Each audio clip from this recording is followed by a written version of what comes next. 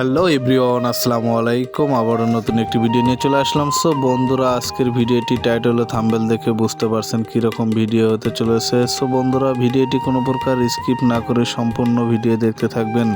সবাইকে ধন্যবাদ। চলুন মূল বিষয়ে যাওয়া যাক। যমুনা বহুমুখী সেতু বাংলাদেশের যমুনা নদীর ওপর অবস্থিত একটি সড়ক ও রেলের সেতু। প্রায় 4.8 কিলোমিটার দৈর্ঘ্য বিশিষ্ট এই সেতুটি বাংলাদেশের দ্বিতীয় দীর্ঘতম সেতু। 1998 সালে এর নির্মাণ কাজ শেষ করা হয়। পরবর্তী এই সেতুর নামকরণ করা হয় বঙ্গবন্ধু সেতু, যেটা 5 আগস্ট 2024 পরবর্তী যমুনামুখী সেতু নামকরণ ফেরত করা হয়। এই সেতুর উপর দিয়ে আপনারা দেখতে পাচ্ছেন দেশের বিভিন্ন জায়গার যানবাহন চলাচল করে। পাশাপাশি সেতুর সাইড দিয়ে নতুন করে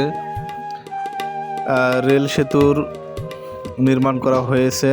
আপনারা দেখতে পাচ্ছেন আগে ছিল যমুনা সেতুর সঙ্গেই সাইড দিয়ে রেল সংযোগ ছিল। তার পাশাপাশি বর্তমানে নতুন করে নির্মাণ করা হয়েছে যে রেল সেতু। সো বন্ধুরা, ভিডিওটি কোনো প্রকার স্কিপ না করে সম্পূর্ণ ভিডিও দেখতে থাকুন। আপনারা দেখতে পাচ্ছেন যে যমুনা সেতুর উপর দিয়ে আমরা যাইতেছি। দেখেন, অনেক বিশাল একটা সেতু। বিশেষ করে আমরা গিয়েছিলাম পিকনিকে আসার পরে আপনাদের মাঝে একটা ভিডিও করে ফেললাম, যা আপনাদেরকে উপভোগ দেওয়ার জন্য।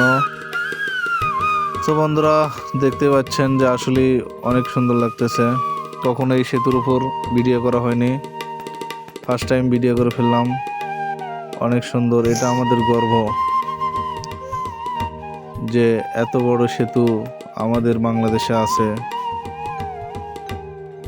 তো বন্ধুরা, বলতে বলতে আপনারা দেখতে পাচ্ছেন যে সেতুর পাশ দিয়ে ট্রেন যাইতেছে।